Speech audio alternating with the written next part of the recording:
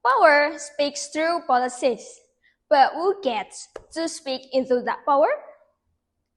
Good morning, everyone. Morning. Think about it.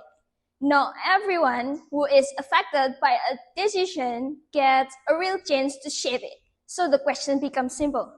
Do young people truly shape government policy? Or are they only allowed to speak without real impact? Today, I take a clear position. Your voices are not truly heard in government policy in a meaningful way. There are 3 reasons for this.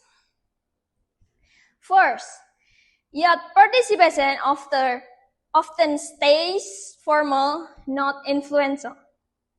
Government do open spaces for public discussion. They invite students, communities, and young people to give opinions. But having a space to speak is not the same as having power to change decisions. Research based on the journal titled From Meaningful to Meaningless Participation, The Tragedy of Omnibus Laws on Job Creation, from Gadjah Mada University and Leiden University, explains this clearly. It shows that public participation in the law-making process becomes symbolic. Many public opinions were collected, but only a small part shaped the final policy. This means participation exists, but the influence was limited. So the question is simple. If people can speak, but nothing changes, how real is that participation? Second, even large youth movements often do not change final decisions. During the Omnibus Law protests in Indonesia, thousands of students and young people joined protests in many cities. They came from different regions, different schools, and different backgrounds. They raised concern about job security, labor rights, and environmental protection. Their voices were loud, organized, and consistent. But in the end, the job creation law still pays. The main structure of the law did not change based on the core demands of the protester. This shows a clear gap. A gap between public voice and government decision. It also shows that even strong youth movements do not always lead to policy change.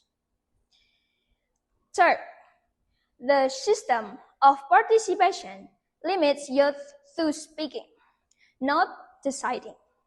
Research based on the journal titled The Conceptualizing Youth Participation, a Framework to Inform Action from Children and Youth Services review explained that youth participation is often placed at the consultation level only. This means young people are asked for opinions, but they are not included in decision making. In simple terms, they can talk, but they cannot decide. And if you cannot decide, your voice stays as input, not power. It becomes advice that can be ignored. Now, connect all of these young people speak in forum. Young people join the discussion. Young people protest in the streets. But there is one pattern that keeps repeating. Final decision often stays the same. They do not shift strongly based on your input. Look at the job creation law in 2020. Look at the Omnibus Law protests in Indonesia. These are major national events. They involve large number of young people. They create public attention, but the final outcome did not fully reflect their demands. So we return to the main question. Are your voices really heard in government policy?